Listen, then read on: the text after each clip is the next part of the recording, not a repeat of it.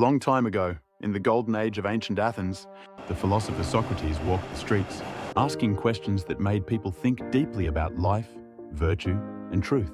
One day, he found himself in conversation with some of the brightest young minds of the city. Among them were Glaucon and Adeimantus, the brothers of Plato. They asked a simple but powerful question: what is justice? Socrates, as always, did not give a direct answer. Instead, he invited them to explore the question together, step by step, not only by thinking about individual lives, but by imagining an entire city. Thus began one of the greatest journeys in philosophy. Not a journey across seas like the Odyssey, but a journey of the mind and soul, the birth of the ideal city. Socrates suggested that to understand justice in a person, it might help to look at it on a larger scale in a city.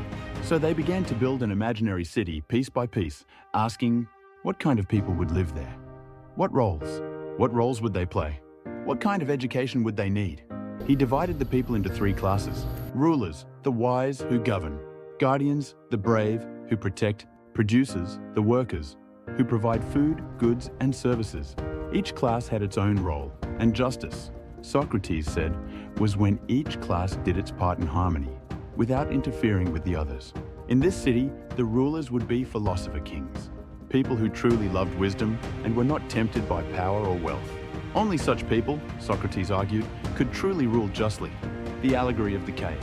At the heart of the dialogue, Socrates tells a story, a myth not of heroes and monsters, but of human ignorance and enlightenment.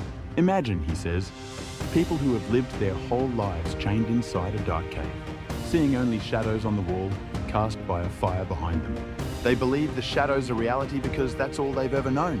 But one person escapes the cave. At first, the light of the outside world blinds him, but slowly he begins to see the truth. Trees, sky, people, and at last, the sun, the source of all light and truth. This is the journey of the philosopher, from illusion to knowledge, from darkness to light. And yet, when the philosopher returns to the cave to free the others, they do not believe him. They resist the truth and even threaten to kill him. Socrates uses this allegory to explain why philosophers must rule, and why the path to truth is so difficult and lonely, the soul and justice within. But the journey doesn't stop with the city. Socrates turns inward, asking, what does justice look like inside a person?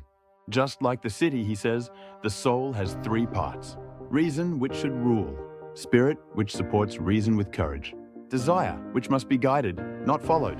A just person, like a just city, is one in which each part of the soul is in balance, doing its proper work in harmony. The ending: philosophy versus power. As the dialogue ends, Socrates has led his companions through a vision of justice, truth, education, leadership, and the soul. But the Republic is not a utopian blueprinted as a challenge. It asks, what kind of society are we building? Who do we trust to lead us? How do we live good, meaningful lives? It reminds us that philosophy is not an escape from the world, but a way of transforming it. Why the Republic still matters. Plato's Republic is not a book of answers. It is a living conversation, still unfolding over 2,000 years later.